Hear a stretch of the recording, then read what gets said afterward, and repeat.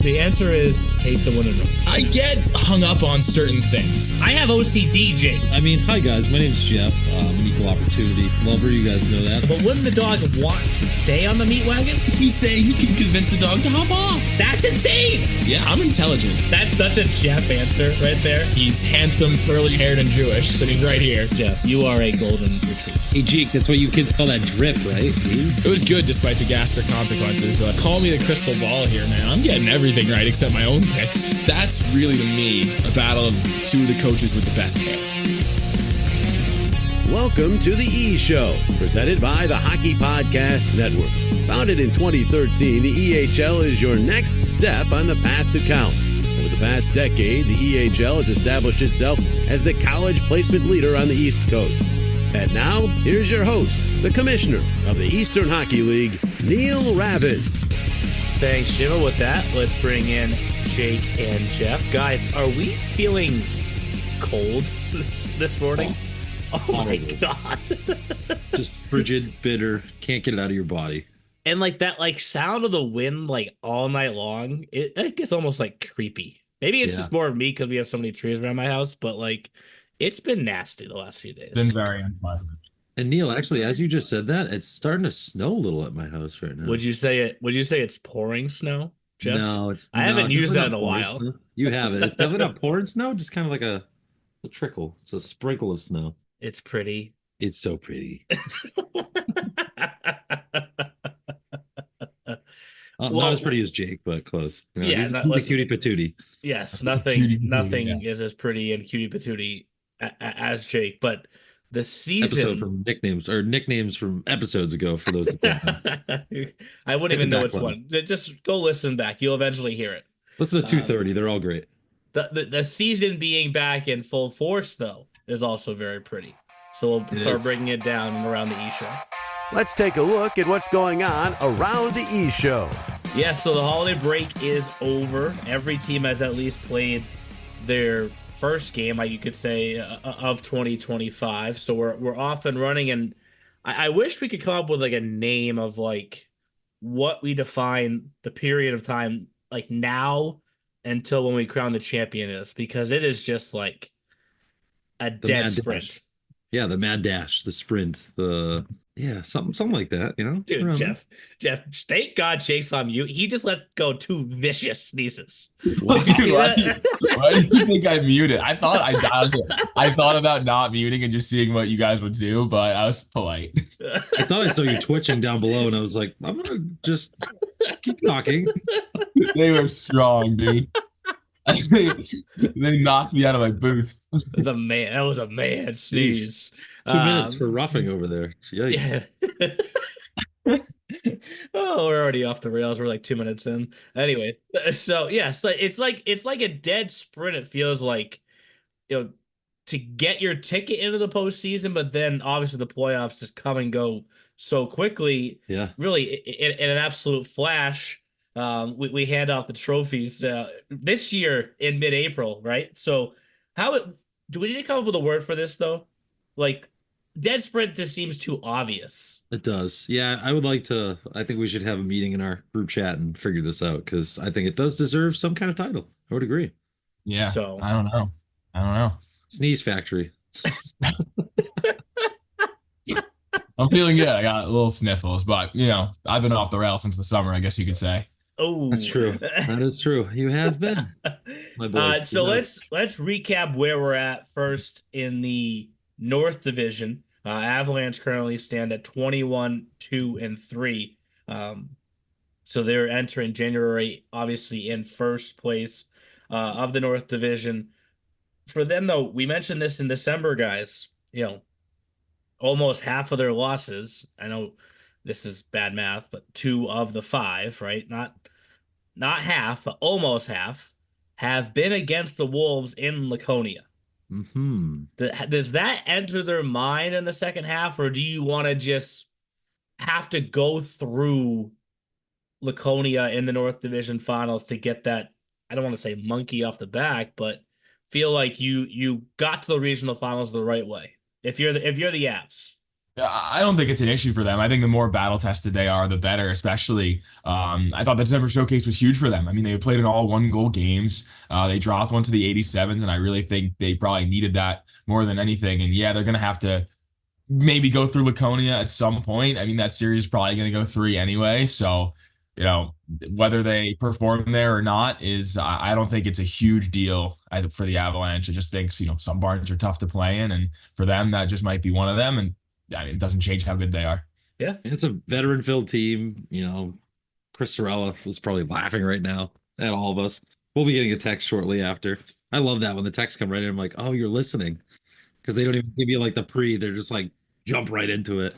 But yeah, I agree with Jake. I think, and that series has to go 3, right? I mean, Yes, I'll make sure. I'm hoping for more 3-game series this year and less sweeps. The threes they're great for us. I know, not great for players and coaches sweating it out, but yeah, that thing the North definitely deserves a 3-game series.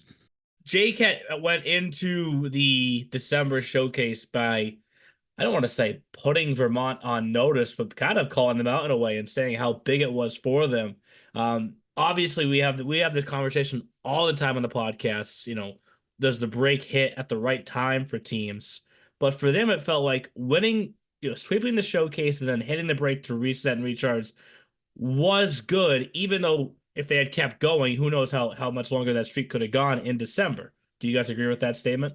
Yeah, I agree with that. And they still they still haven't gotten back from their break yet either. And when I was doing my prep last night, looking at some stuff, look out here. Warriors have 2 games in hand. They're only 8 points behind the Lumberjacks. Yep. And I feel like the Warriors are kind of like a Wizards type team where they usually play a lot better in the second half. So, yeah, I mean, Vermont's, like you just said, Neil, maybe they did get to the break at the worst time, because they're really just going to have to there's not really a big margin for error here. Now that you're only 8 points up, that's kind of, what's that, 4 regulation wins. So you got to get right back to it. If the standings stay where they are right now, the Avs played the Warriors in the first round last year, and the Wolves played the Lumberjacks the first round last year. So it would be a rematch. Scott, the word Warriors is like slightly like triggering for me right now, because we've watched The Bug's Life like 25 times in the last week, and like obviously the bugs that come in to help save them on Ant Island are the Warriors. Yeah. So like it's like kind of triggering for me right now, but we'll get through it. To the East Division we go. Jake's got another call today, obviously dropping this on Thursday the 9th. Express 16 straight wins, guys. I mean, but I will say this, Alex Kading managers yesterday are like, he gave up a goal. Like, what is going on? That was a nasty shot from Owen McGillivray. It was surprising he hasn't tucked yet, but I mean, Ville Bowden, Swedish Superman, 4 goals. Are you kidding me? Like, this guy is unbelievable. Is he one of the more underrated players in the EHL this year? I feel like he is. I don't know. I think he flies perfectly at the level. At the right radar. I mean, he was an all-star, and I think he's even better than he was a couple months ago when he was an all-star. And the chemistry that he has with this 06 on the Express and 8% is crazy. And I mean, it showed yesterday. And I mean, he actually has like a good amount of points against Bridgewater as well. So we'll see if he can keep that going today. Did you hear the goal call, Jeff? No, I did not. I don't give Jake a lot of credit, but I'll give him this credit. New year, same Ville. That was pretty cool. That was pretty cool. I like that one. I got like one goosebump from that. It was in the moment. Oh man, I got goosebumps the other day. Let me tell you about this one. Little aside here. Watching Mr. Brightside in Glastonbury. Go on YouTube. Watch the Killers perform that. You're gonna get goosebumps. Absolutely. I wish we had video recording of that for my wedding. That would also give you goosebumps. Oh my goodness. You singing. Oh my goodness. That's the best.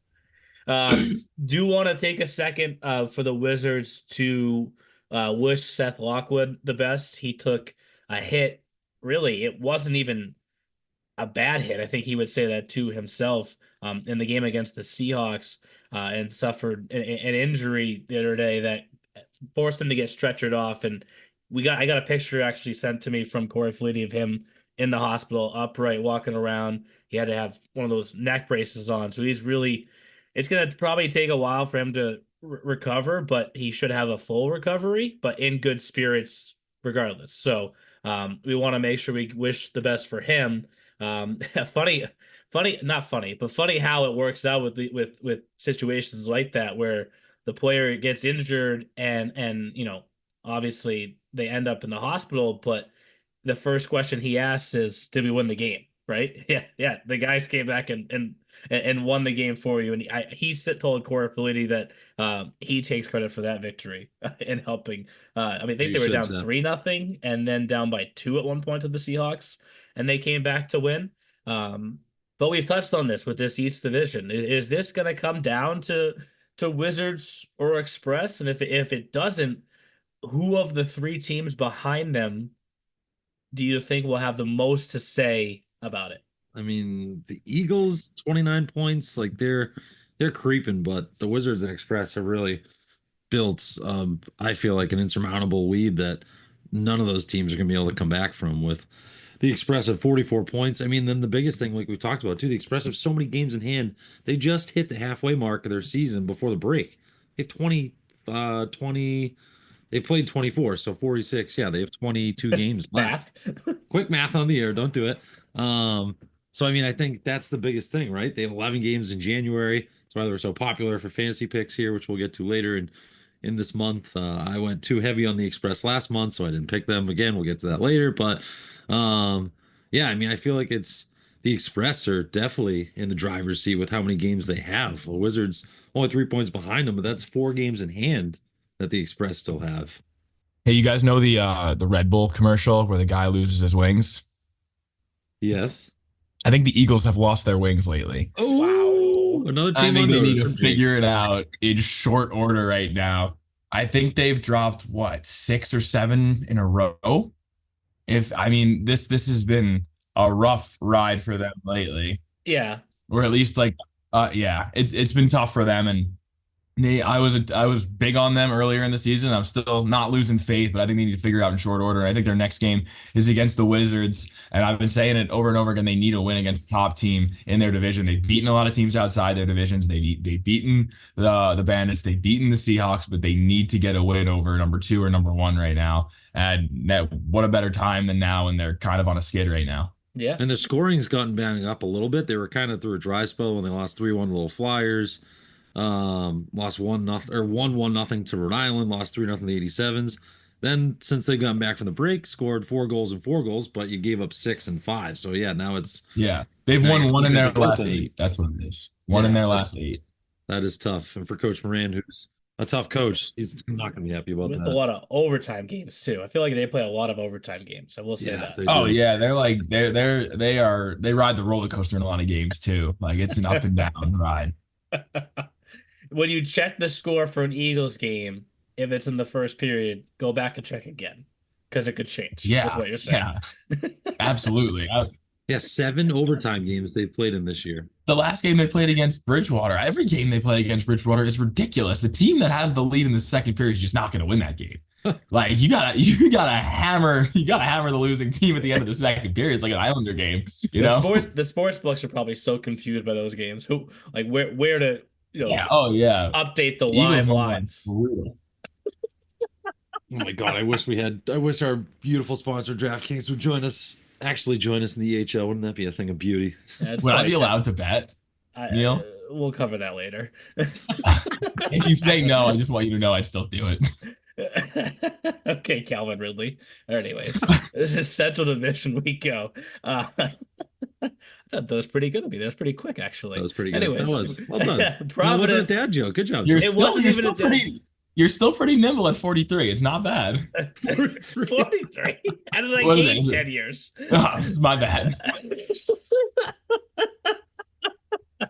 43. Man. Speaking of Not even games, 34 yet. speaking of games in hand, obviously Providence playing very well entering the break, and then winning their first game out of the break. So they've picked up points in 7 straight, 6 of those being wins.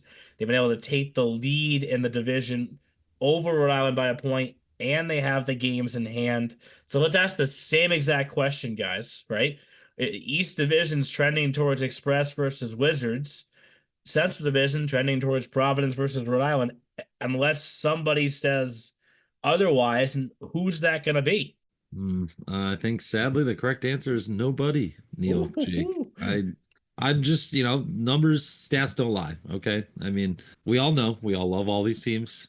We say this, with our, I don't know how you put it, but we got to do our jobs, and stats don't lie, and game counts are getting up there. Games remaining are shrinking. So, with that being said, the Nor'easter, Rough Riders, and Apple Core. I mean, credit to the Apple Core, right? They just came out of break, got themselves a nice 3-2 win. We haven't gotten to the South yet, but that was kind of a shaker up for the little Flyers who were in the heat of a race in the South Division. But Coach McNeil is saying that his boys are doing the best they can. They're trying, and that's all he can ask for. The Apple Core and Rough Riders could switch out, but as far as anyone chasing HC Rhode Island, the Capitals, I don't think so. But Apple Core only 6 points behind the Rough Riders. Rough Riders do have a game in hand, but so you could see that spot switch. But the other spots, everyone's kind of like stuck where they are. Feels like it. And Apple Core, obviously, a big win, really to kick off the year, to kind of say, like, all right, let's go make a run now towards that last spot. Oh, and 100%. But like, speaking of like just the momentum that you can get from that first win back, doesn't look any bigger than the Bears. The Bears coming back and beating the 87s on Wednesday. We touched on this before the holiday break, and they did it in regulation too. So they didn't give up any points to the 87s. That has to feel like a gigantic weight off of their shoulders. Huge.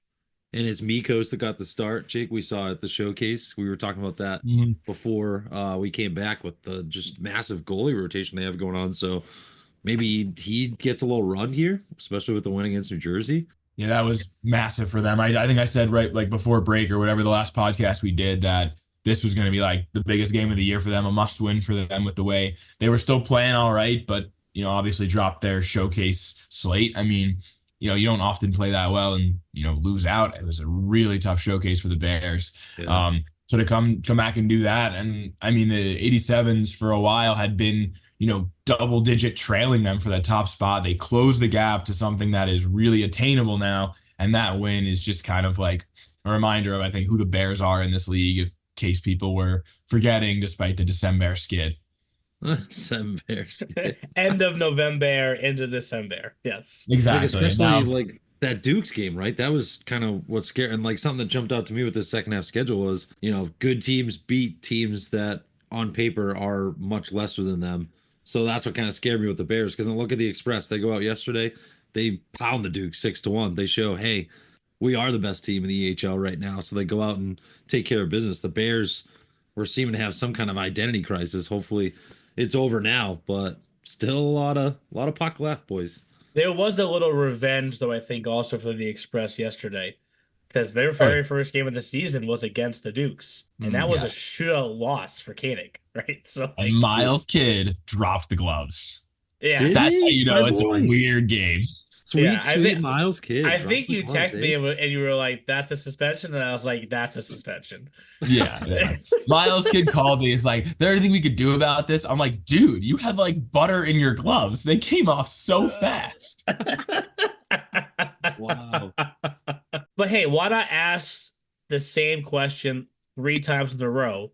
Right, because looking at the standings, it's Bears 87s at the top, and then 3 teams kind of fighting below them. Who will push those 2 teams the hardest? It's Philly Hockey Club. It's Philly Hockey Club. They're only 5 points behind the 87s all of a sudden. Yeah, we talked about how hot they were before the break. Cross Sherman, Cross Boss, our boy. Looking at some of his numbers too, he's like an EHL commercial, right? The way he's stayed with the same team, Philly Hockey Club, each year. His numbers have gotten better and better and better. And yeah, I think they're going to go as far as him, Vincone, Mo Valley, some of those leaders of that crew. But they're really starting to click. Mataskiel said that to us at the showcase about, like, watch out. We're playing some really good hockey. We're feeling it. And yeah, they might push both Jersey teams. They're right there. They're heavy. They're big. They're tough to play against. And they have one of the better goalies in the EHL. And to me, that all adds up to what's going to be successful in the playoffs, as Justin has some sun shining through his window. It looks like the rapture's happening. I want to know what PHC's record is, and Bartz will find this funny. Since he got hit in the head. Oh man. Because I feel like smashing in the head. Yeah, so heading into that game, right? So Saturday, November 16th, they lose 6-0 to the 87s. Come back Wednesday, November 20th. That's when Bart's got hit. And they've won 1, 2, 3, 4, 5, 6, 7, 8, 8 games since then of 10. So Damn. And Sherman's won 4 of his last 5, 5 of his last 7. it's a little bit of a coincidence, right? He's probably going to hear this and be like, yes, like I took it for the team and it's worked out great. I think game 1 of the playoffs, they need to have a set play where Puck just goes whizzing into the bench. The old Zamboni door play. It goes right ahead, ready, go. Oh, man. Sherman's another one, though. Speaking of, you were just talking about Miles Kidd with revenge. Didn't realize, I forgot his postseason numbers not good in the last 2 years. He gave up 5 goals in each start. Only made 14 saves on 19 shots in the 23 postseason, 34 saves on 39 shots. That's a kid that's going to be licking his chops to get back to the playoffs and avenge. He is much better than those numbers say. For sure. And you could make the case then, if they remain in third place, when you talk about the Bears and the 87s, obviously the battle to be first place and to avoid PHC in that first round matchup would be huge. Obviously, whoever you get 4 and 5, Little Flyers, Huntsman potentially is not going to be an easy matchup either, but that's why we play it out. We battle for the playoff seeds. So How we play the games. Yes. And to the EHLP we go. We start in the North Division with a number of teams that still have to play their first game. And while transitioning to the EHLP, I do want to mention how the playoffs will work this year. Obviously, when you look at the EHL, 4 divisions, 4 division champions, easy math. 2 go to the Northeast Regional Final, 2 go to the Mid-Atlantic Regional Final, and obviously 1 emerges from each one. By having 3 divisions in the EHLP, we're going to only have 3 division champions. So Justin's second favorite element of hockey, term of hockey, and that's with all sarcasm included. Play-in game is number 1. At-large bid is number 2. Right. So we're gonna have to bring back an at-large bid for the EHLP so that we can have that 4th team.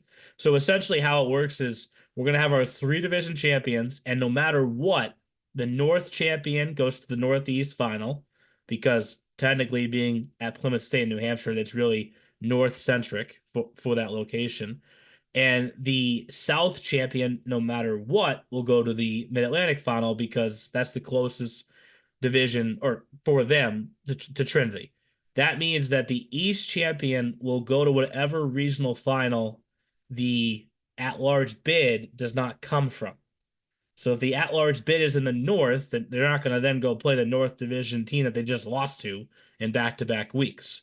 This all came up when Ryan McGrath called me, one of Jake's top 5 favorite coaches. The veteran.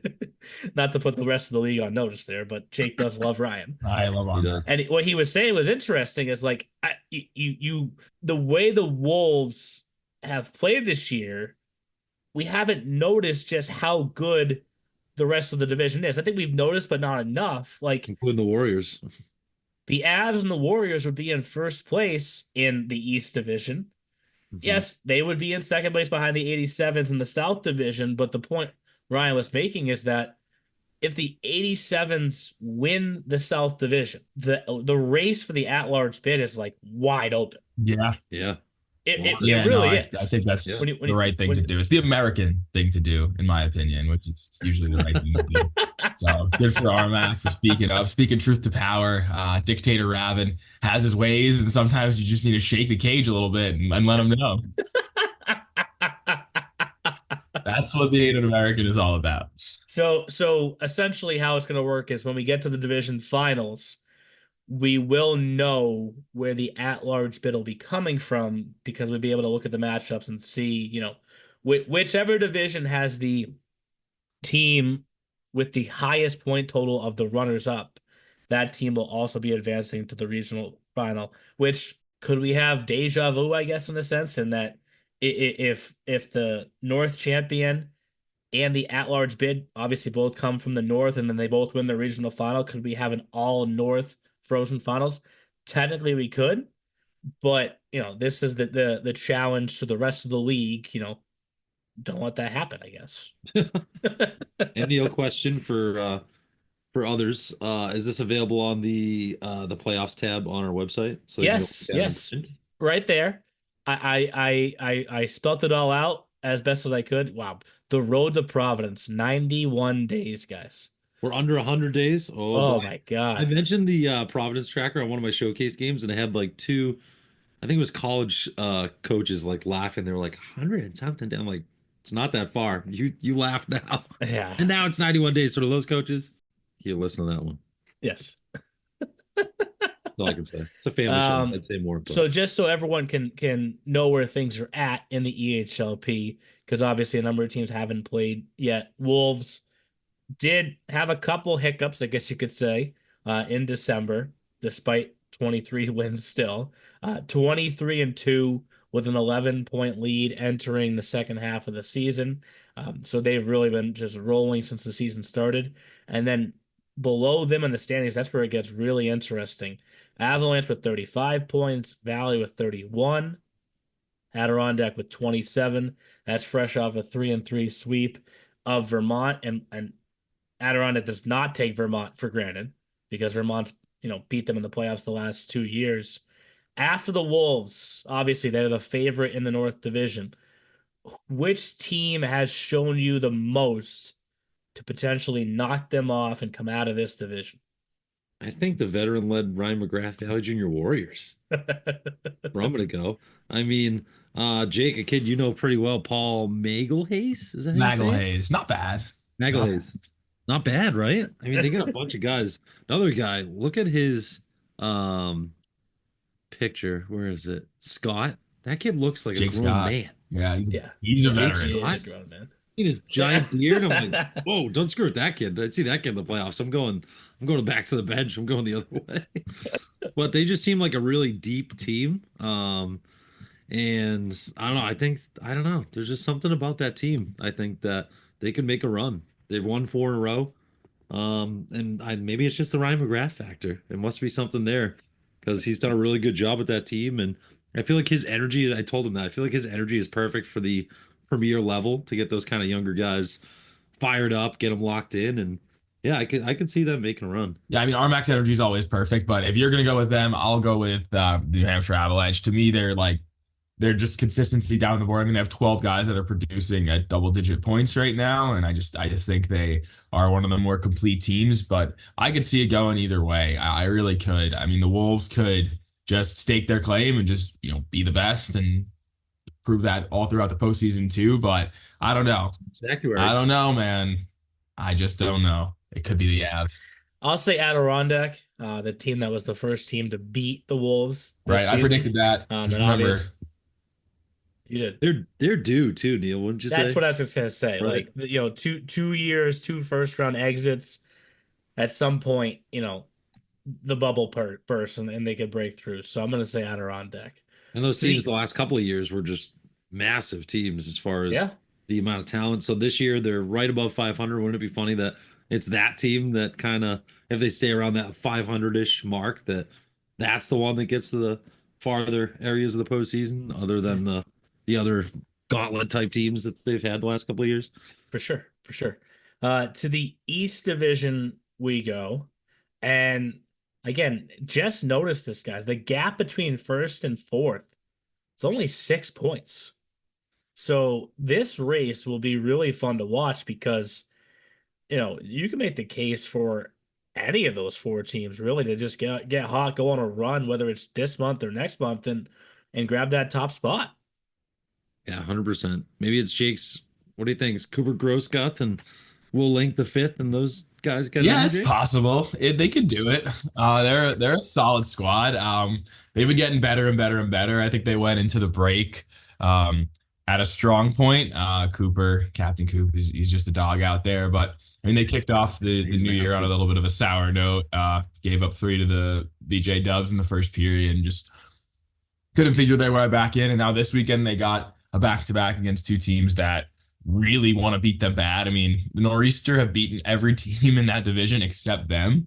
And then the Bandits, obviously, the Express have the season series so far over them. So it's going to be a really tough weekend for them. But, if they can come out with 4 points, that'd be massive for this playoff race. For sure. To the South Division, we're getting close-ish to adding a symbol next to that 87's team name already. for clinch division. So I mean they have a 16-point lead, and things are just going very well for them. It feels like when they play, if they win, many times it's a shutout, guys. I mean, between Frankie Smith and McGillicuddy, like they're locking it down for them on the back end. Unbelievable, the numbers. McGillicuddy 11-1, Smith 7-1, McGillicuddy 1.51 goals against, Frankie Smith 1.24, save percentage of 956 and 928. Oh, and Alec Osher, the defenseman, leads the team in points with 27 of them. How about that? 11 goals, 16 wasn't he your pick last month too? He was Yeah. excellent for me. He got me like 14 or 16 points. If only it was like 20. I don't want to hear it, Neil. Okay, we're on to a new month. And none of my players have played yet. I'm stressing out seeing 0-0-0. On that note, we'll jump to fantasy. Now it's time for the E-Show Fantasy Challenge. Follow along on the EHL app. Available now for free on both Apple iOS and Android. As we do every fantasy segment, we usually start off with our Yahoo Fantasy League, and we haven't had the chance to talk about it in a few weeks, guys, because we've had a few special episodes and whatnot since we really had a main podcast, a main focus podcast, whatever you want to call this, where we're really back on track. Jake and Mike, I don't know. Is it really Mike's team? Is it really Jake's team? They're 50-50 owners. Is it 50-50? I wonder. Yeah, I mean, they're in second place. It's GM head coach. It's simple. It's really simple. You're both logged into the app. You both make roster decisions. Yeah, it's GM head coach. It's simple. Correct. Yeah. Okay. All right. Do you have like a Sunday night meeting for who's going in the lineup next week? We do. Mm-hmm. Okay. Over dinner? No, it's usually like 10, 11 at night. Yeah. Ooh, okay. Got Okay. it. And who's the GM and who's the coach? I'm the GM. I'm Billy Bean. He's the GM. He's our He's the coach. Got like simply because he loves Moneyball so much. Moneyball That's so why much. he took on that. I'm due for a wash. It's been a month. Zach Hyman's like, I love those guys. But they're in second place. They obviously had a huge win for all of us last week, Jeff, beating the team in first place. DQ. Yes. So there's 12 teams in the league, so everyone knows where all the EHL affiliated people rank. Jake and Mikey in second place, Jamie in third place, I'm in fifth place, Justin's in sixth place, Jeff, you're in eighth place, Sorella's in 10th place, and then Trevor's in 12th place. I mean, Trevor's team, though, like I will say this for Trevor, his team isn't bad. And well, he's also getting some quick starts now because Igor, my boy, got friggin' hurt and is still hurt. So yeah, listen, I will say this, Jeff. Nobody has complained more than Sorella about it being a weekly league than a daily league. Mm-hmm. Then I lose Monahan for the rest of the week, and Sorella goes quiet when it benefits him. You could probably have ended that sentence that nobody complains more than Sorella and just cut it there. And there's the intro to next season's podcast. Boom, Love done. But for those that aren't a part of the league, people need to know this is a very competitive fantasy hockey league. Top 6 teams get in the playoffs now, not the top 8. So I'm on the outside looking in. Justin's hanging on to the last playoff spot. You're right above him. I'm right there. A lot of 7-6, 6 and 7s, 8 and 5s. That's tight. When somebody makes a trade in this league, it's met with a lot of animosity. So I think I may need to make a trade right now, but I'm a little bit afraid to do so. Me too. My Ekblad trade with Justin was great. It was like what I thought was small at the time. And actually, I really needed a D. Now I really need a goalie. I really wish I held on to Darcy Kemper and didn't trade. I'm freaking trotting out Alex Lyon, who got hurt this week. Thanks, Neil's Red Wings. Freaking Monday injury. Listen, Jeff, I got 2 goalies. If you want to make a trade, we can make it happen. But if you don't make a trade, they're just all hurt. If you don't make a trade, they're dead, and you remain in 8th, and you miss the playoffs, you can always make that pivot over to DraftKings. you can always be angry. I will be angry if that happens, but I'll be angrily slamming the DK Sportsbook app because it's fun and playoffs. We're talking about playoffs? Yeah, you bet we are. That's exactly what it says, folks, on my copy. That is Jim Mora. Get in on the action at DraftKings Sportsbook, an official sports betting partner of the NFL. Scoring touchdowns is key to winning in the playoffs, and you can score big by betting on them at DraftKings, the #1 place to bet touchdowns. Ready to place your first bet? Well, try betting on something simple like a player to score 6, aka a touchdown. Go to the DraftKings Sportsbook app and make your pick. New DraftKings customers can bet $5 to get $200 in bonus bets instantly. Download the DraftKings Sportsbook app and use code THPN. That's code THPN for new customers to get $200 in bonus bets instantly when you bet just $5 only on DraftKings Sportsbook. The crown is yours. Do you have a gambling problem? If so, you can call 1-800-GAMBLER in New York, call 877-8-HOPENY, or you can text HOPENY. That would be 467-369. In Connecticut, help is available for problem gambling. Call 888-789-7777 or visit ccpg.org. Please play responsibly on behalf of Boot Hill Casino and Resort in Kansas. 21 plus age and eligibility varies by jurisdiction. You can avoid that in Ontario. Bonus bets do expire 168 hours after issuance. For additional terms and responsible gaming resources, see dkng.co/ftball. NFL Plus Premium. Offer available only to new and former NFL Plus subscribers. Additional NFL Plus Premium terms at NFL.com/terms. That was nice, Jeff. I like that. That is one of the best coach press conferences really of all time. Oh yeah. Right? It was fun. But back to the EHL Fantasy Challenge now, and what a start for a number of people. First, for anyone that has Ville Bowden, his first game, 4 goals, and I will say this: Patrick Johnson again. I got an email because initially I'm not cheating. I'm just trying to add the points up, and initially I put in 4 goals, 1 power play point, and 1 game winner. 4 times 3 is 12, 13, 14, done. Forgot that's a hat trick too. Okay, like I added the 2 points in. See, you didn't even get it right away, guys. You were thinking like, what did he miss? So I actually was going to ask you because I saw someone scored a game-winning goal recently, and I was like, do we still get points for game winners? Yes, it was the hat trick ding point that I forgot for Ville Bowden. If he does that again today, like, we may have to just wave the white flag a little bit here on the month of January. So I will say this, though. We will call out Ray Weimer, who's off to a tremendous start. I believe that must be Quinn's father, who put up 17 points, fantasy points, in that 3-game sweep of Vermont this past weekend. They also have Adam Whitehead, who put up 12 points, and then Jake, I'm not even going to try. Dawson, how do you pronounce the... Is that a Rosny? Is that a Rosny? Oh, Is that Rosny? He played all 3 games and got 20 points. So Ray's off to the early lead, 49. Look at Patrick Johnston right there again. I mean, he is... If he wins 3 months, do we skip the round of champions? Yeah. Because this is getting a little bit silly. Right. Just saying. That must be the most amount of fantasy points that anyone's ever gotten in 2 games. Right? Max played 2 games and he got 49 points. No. The Adirondack, they played 3 games. They played Vermont in 3 and 3 games. I mean it's 50 points in 3 games. Yeah, it's a lot. Yeah. I love how many times Alex Koenig. Can we just talk about how he got picked 8 times this month? Yeah, he's no secret. How about Riley Van Son having 11 points all of last month for Jake, and he's already got 10 this month? Ooh. It's that only relationship's gonna get a little rocky. It's only January 9th. Have you called him out yet or said anything? RBS? Yes. I just let him know that he hurt me. Okay. Well, listen, speaking of hurt, Jake, you don't realize how into it you are until you check the box score and you're searching for your pick's name and he doesn't show up. So like the Express yesterday scores 6 goals. And I'm like, well, at some point, Jake will do the stat corrections and he'll give Dalton Roberto like an assist for me. And just nothing. This podcast really struggles at picking defensemen. I picked last month. He was pretty good.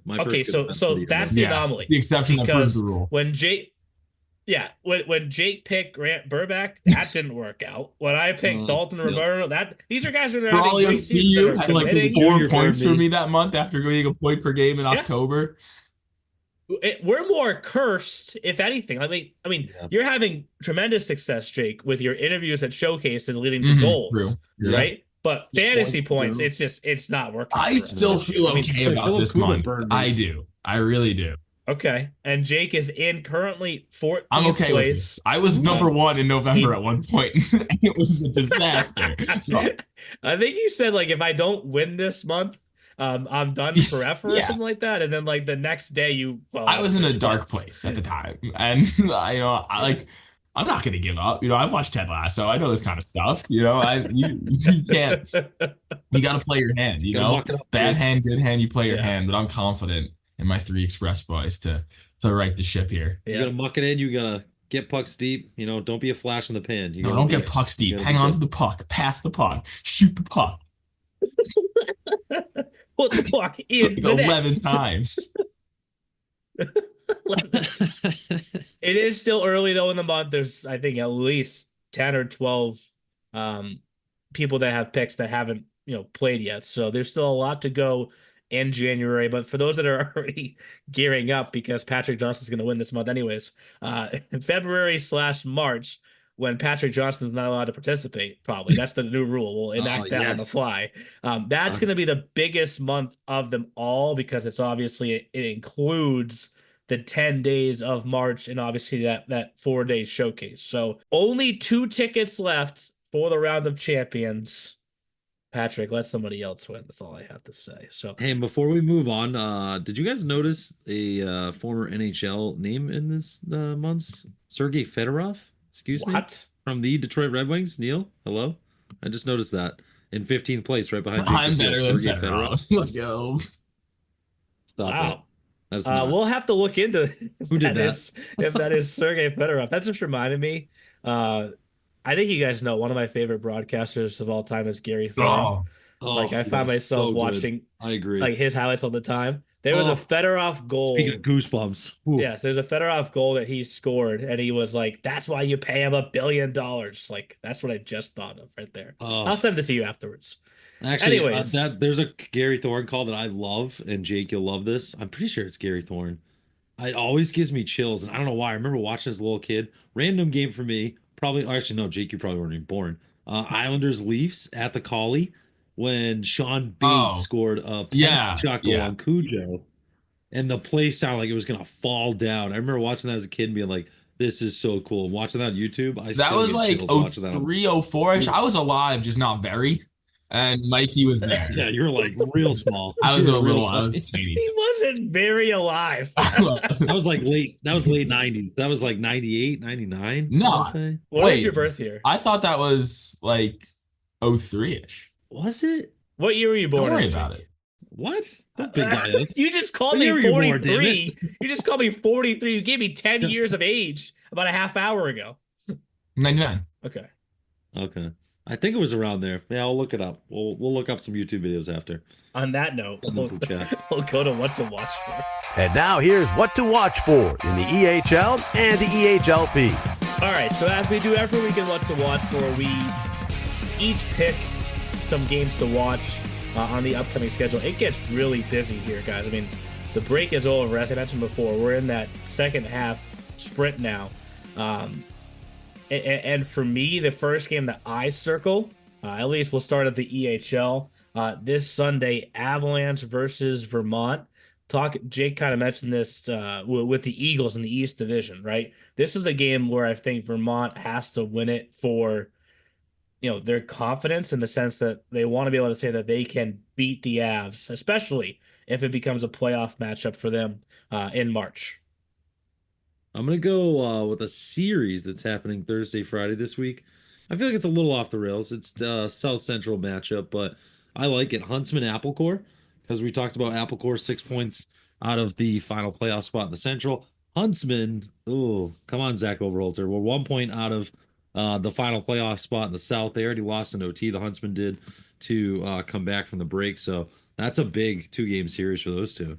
I'm gonna go with a game today, Capitals Nor'easter. I remember Neil asked asked us before the month of December how important, how if the Nor'easter should feel desperate going into that month.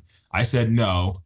They have currently lost 7 in a row, so I think it's time to start feeling a little desperate, and I think they need a win over top team in their division. And just a heroism for the podcast, just so we can all feel good about ourselves for the rest of the week.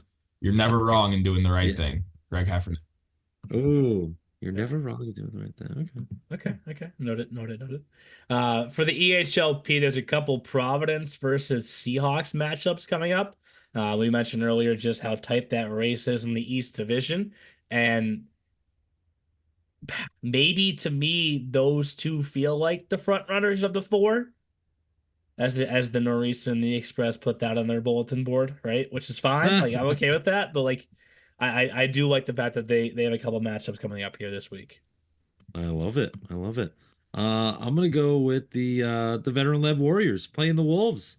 Let's go. That's happening on Friday at Gilmartin Memorial Arena. So that's a huge game for both sides, as the Wolves need to just keep on clicking, and Warriors with the win. And if the Wolves, if that's a regulation win, they could get within 2 points of second place where the Avalanche are. So let's go, McGrath. It's a Ryan McGrath, heavy Ryan McGrath episode. Yeah. I'll be Where's listening. your Valley gear, Jeff? Oh, actually, I just got my snow hat out, which it's still snowing outside. It's actually starting to pour snow a little bit, Neil. Oh. I know it was in the forecast today, so this kind of sucks. But yeah, I gotta get the Valley gear. I got a couple of hats around here. Thank you again to Coach Hoffman and Coach McGrath for all that. I was wearing my Valley hat last week, and it was like the day before the Express played them, and I was like, oh, this is not ideal. Ooh, that's But dangerous. Jeff, you picked my pick, but it's okay. I'm screwing things right now, but Oh, I think sorry. Double down. I'll just go with I'll go South Bears Huntsman. I mean, we talk about who's gonna take over that second role, because that first spot is just becoming more and more out of reach. It's becoming an impossibility here. Like it. So I think those are obviously the two, middle of the pack teams there. Bears a little above 500, Pennsylvania a little bit behind. So in the South, anything can happen. So why not a Saturday evening game at the South? For sure. Beautiful. For sure. Well, before we wrap up, I think this can become our new time period of the episode where we can get our rants in. And I have one I've been saving Whoa. because I went with Jake's brother Mike to the Bruins game on Sunday night. I was wondering when the story was going to come. Here it is. Well, Yes. this is just an issue that I have, right? So maybe this makes me feel 43, Jake, but like TD Garden, you can't use cash for anything anymore. Really? What? Nothing. So I go up with a $20 bill to 50-50. I'm willing to give you $20 for the Bruins Foundation, 50-50. No cash. I'm like, what? So I'm like, That's all weird right. too. Well, so now you feel like a jerk because it's like, all right, well, if I don't pay cash, like, am I just gonna walk away? So okay, I pull out the credit card. She goes, like, I got the numbers right here, right? I don't know why I don't need to actually show that. Oh, we'll draw it after the game on the 14th. Why not today? What? 50-50 is about the game that you go to. Right. It's always supposed to be that way. We don't build it up over 3 games Right. and then give me a smaller chance to win. Right. Neil, come back to Northeastern. We do 50-50 raffles at our Northeastern hockey games, and we do them the game of. So Can you use cash? Yeah, I believe so. Okay, I'm in. I'm coming.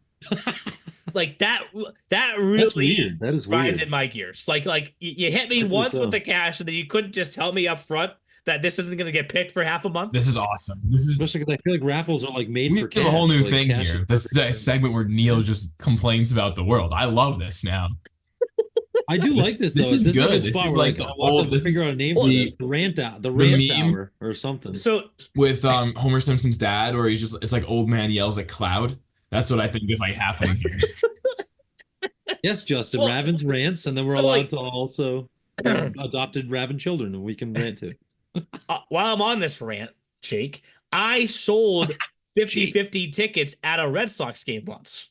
Okay. So they had this thing. I lived in Cambridge for 2 years when I first got the job in the EHL, which was the 3rd year of the league. So this is back in 2015-16. So I think Before Jake was born. Yeah, no, maybe it was a year or two later. But regardless, I went to like so many different Red Sox games because we lived right there in Boston.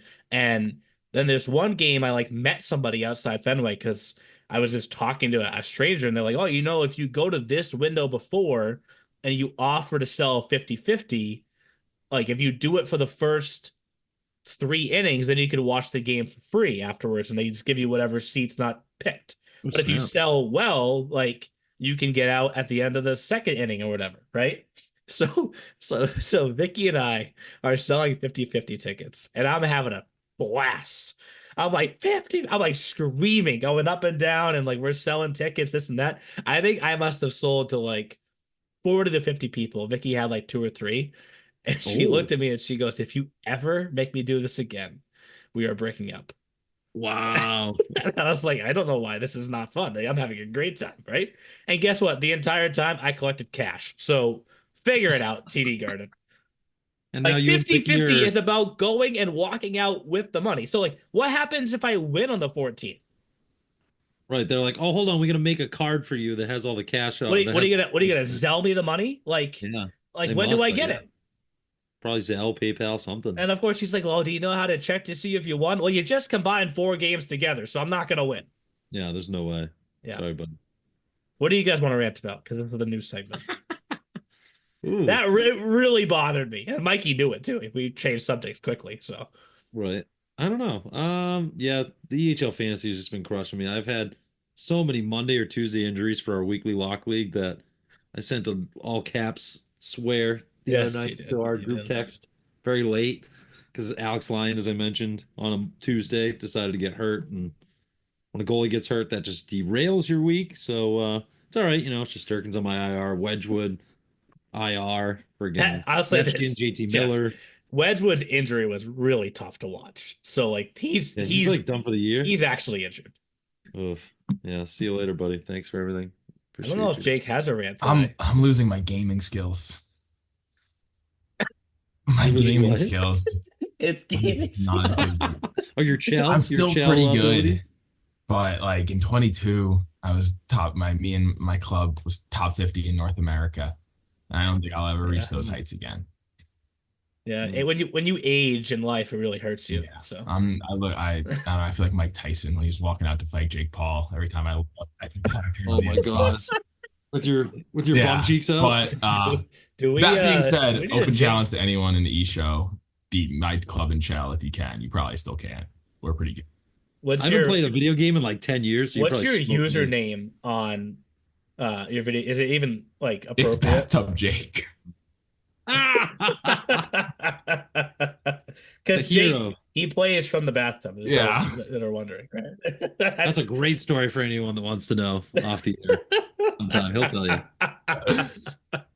I like this new segment. Maybe we'll get Jim Jackson to record an intro for it. Yeah. I don't know what he would say, but I feel good now. I got a lot of weight off my chest. Therapy. Bruins, if I ever come to a game again and you play Crapasolo, I'm leaving before the game starts because that was atrocious. Mikey was just laughing at me. Like every time he was like fighting to make a save, Mikey was like, "This is funny. What, are you watching?" He gave up 5 goals to the Islanders, who go like 5 games without 5 goals sometimes. Like, how did that happen? Yeah, he still had like 30-something saves. I get it, but like, Jesus Christ, stop the puck. On that note, we've covered all of our bases here, and we're back in full force in the EHL, in the EHLP. If you can't make it to watch any of the games in person this week, you can always tune in and listen live. You can hear more Jake calling New Year same Ville. Hey. On Flow Hockey. We'll talk to you guys next week. See you, boys. Thanks for listening to The E Show, presented by the Hockey Podcast Network.